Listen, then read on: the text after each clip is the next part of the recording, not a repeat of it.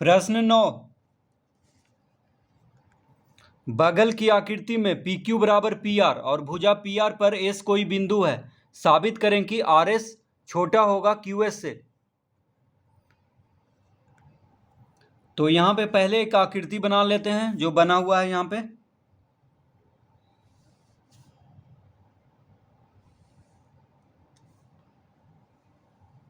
इस तरह से आकृति बना हुआ है।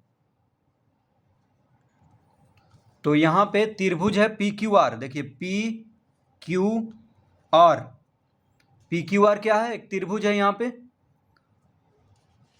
और पी आर पे एस कोई बिंदु है, यहां पे एस है, और एस क्यू को मिला देना है।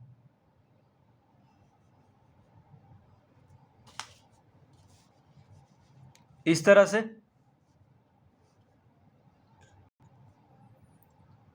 कह रहा है बगल की आकृति में पी क्यू बराबर पी आर। देखिए पी क्यू जो है पी आर के बराबर है। देखिए पी क्यू बराबर पी आर, यानी पी क्यू और पी आर बराबर है। ठीक है, पी क्यू ये हुआ और पी आर ये हुआ।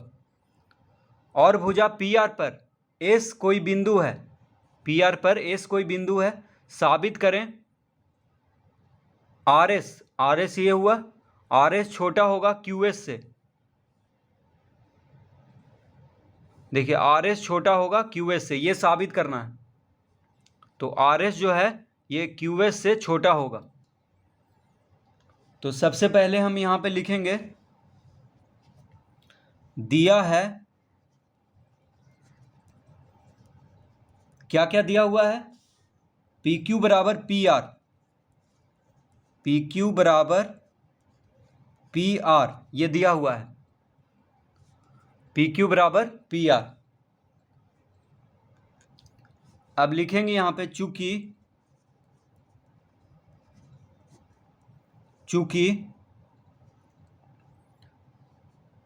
पी क्यू बराबर है पी आर के, तो इसका मतलब क्या हुआ? तो देखिए त्रिभुज पी क्यू आर में, ये बड़ा वाला त्रिभुज में, त्रिभुज पी क्यू आर में पी क्यू जो है पी आर के बराबर है। इसका मतलब त्रिभुज पी क्यू आर क्या हुआ? समद्विबाहु त्रिभुज है। ठीक है, दो भुजा बराबर है पी क्यू पी आर, तो बराबर समान भुजा के सम्मुख कोण बराबर होता है। तो पी क्यू और पी आर जब बराबर है तो पी क्यू के सामने का कोण, पी क्यू के सामने का कोण ये है, कोण पी आर क्यू। देखिए पी क्यू के सामने का कोण ये है, और पी आर के सामने का कोण है ये कोण। देखिए कोण पी क्यू आर, ये पूरा पी क्यू आर, कोण पी क्यू आर इसको कहेंगे। तो ये दोनों कोण बराबर हो जाएगा, क्योंकि समान भुजा के सम्मुख कोण बराबर होता है। यानी भुजा जब दोनों बराबर है त्रिभुज में, तो उसके सामने का कोण भी बराबर होगा। तो पी आर के सामने का कोण ये हो गया, पी क्यू के सामने का कोण ये हो गया, ये दोनों कोण क्या हो जाएगा? बराबर। तो यहां पे लिखेंगे अतः कोण पी आर क्यू बराबर होगा कोण पी क्यू आर।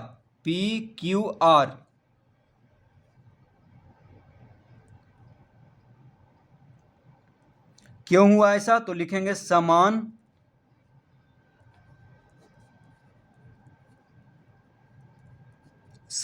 भुजा के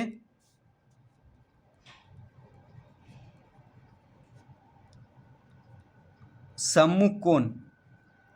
तो समान भुजा के सम्मुख कोण बराबर होता है, तो पी क्यू और पी आर बराबर है, इसका मतलब उसके सम्मुख कोण भी बराबर हो जाएगा। तो कोण पी आर क्यू बराबर कोण पी क्यू आर हो जाएगा।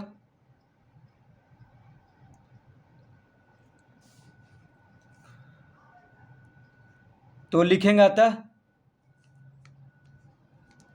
कोण पी आर क्यू बराबर, अब देखिए कोण पी क्यू आर को हम लिख सकते हैं, कोण पी क्यू आर में देखिए दो कोण आ रहा है। देखिए कोण पी क्यू आर, ये जो कोण है इसमें दो कोण आ रहा है, एक कोण ये है और एक कोण ये है। ठीक है, दो कोण आ रहा है, तो इन दोनों को जोड़ेंगे तो कोण पी क्यू आर आ जाएगा। तो कोण पी क्यू आर के जगह पे हम लिख देंगे कोण पी क्यू एस, देखिए पी क्यू एस इसको कहेंगे, पी क्यू एस इस कोण को कहेंगे, और कोण एस क्यू आर इस कोण को कहेंगे। तो ये दोनों कोण को जोड़ेंगे तो कोण पी क्यू आर आ जाएगा। तो कोण पी क्यू आर के जगह पे हम लिख देंगे कोण पी क्यू एस प्लस कोण एस क्यू आर, ठीक है। कोण पी क्यू आर के जगह पे हम ये दोनों कोण को जोड़ करके लिख देंगे, क्योंकि ये दोनों कोण को जोड़ करके कोण पी क्यू आर आ रहा है। अब इसको हम पहला लिख लेंगे, इसको हम पहला लिख लेंगे क्योंकि आगे काम देगा। अब लिखेंगे, अब त्रिभुज क्यू आर एस में, अब त्रिभुज क्यू आर एस में, तो त्रिभुज क्यू आर एस में क्या हो जाएगा, कोण क्यू आर एस बड़ा होगा कोण एस क्यू आर से। क्यों हुआ ऐसा, तो यहां पे लिखेंगे पहला से। तो इसको समझ लेते हैं, त्रिभुज क्यू आर एस कौन है। तो देखिए त्रिभुज क्यू आर एस ये छोटा वाला त्रिभुज,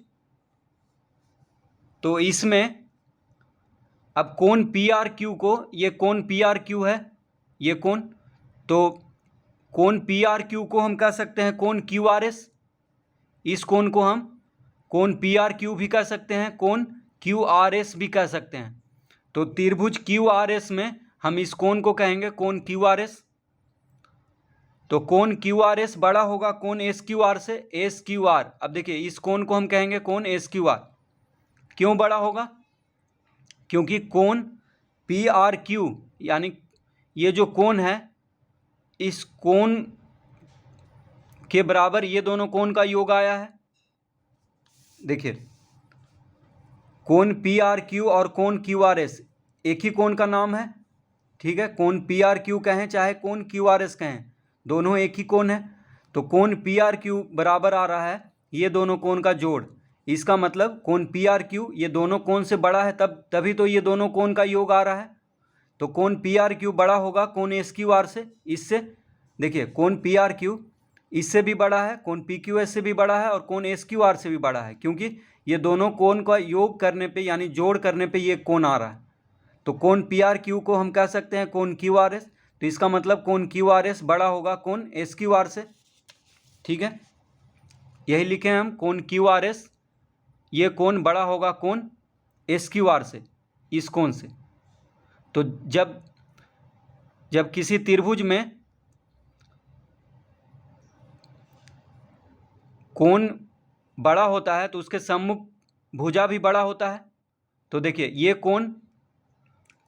ये कोण बड़ा है इस कोण से, ठीक है, इस कोण से ये कोण बड़ा है, तो इसके सम्मुख भुजा यानी क्यू एस क्या होगा, बड़ा होगा किससे, आर एस से, ठीक है। इस कोण के सम्मुख भुजा, ये कोण छोटा है तो इसके सम्मुख भुजा भी छोटा होगा, और ये कोण बड़ा है तो इसके सम्मुख भुजा भी बड़ा होगा त्रिभुज क्यू आर एस में, इस छोटे वाले त्रिभुज में।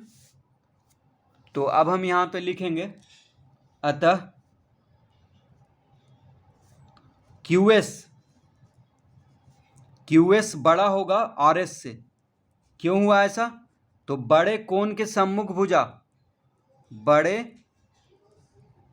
कोण के, तो बड़े कोण के सम्मुख भुजा बड़ा होता है, ठीक है, और छोटे कोण के सम्मुख भुजा छोटा होता है। तो जब कि कोण क्यू आर एस यानी त्रिभुज क्यू आर एस में कोण क्यू आर एस बड़ा है कोण एस क्यू आर से, इसका मतलब कोण क्यू आर एस के सामने का भुजा क्यू एस बड़ा होगा कोण एस क्यू आर के सामने का भुजा आर एस से, यानी बड़े कोण के सम्मुख भुजा क्या होता है, बड़ा। तो इसको हम इस तरह आप लिख सकते हैं, लिखेंगे अतः, अब इसको इधर करके लिख सकते हैं, तो आर एस छोटा है क्यू एस से, क्यू एस बड़ा है आर एस से, क्यू एस बड़ा है आर एस से, या आर एस छोटा है क्यू एस से, एक ही बात है। इस तरह भी कह सकते हैं हम इसको हम कहें कि क्यू एस बड़ा है आर एस से या आर एस छोटा है क्यू एस से। देखिए क्यू एस बड़ा है आर एस से यहाँ पे हो गया, और इसको इधर लिख दिए तो आर एस छोटा है क्यू एस से। तो यही सिद्ध करना था कि आर एस छोटा है क्यू एस से।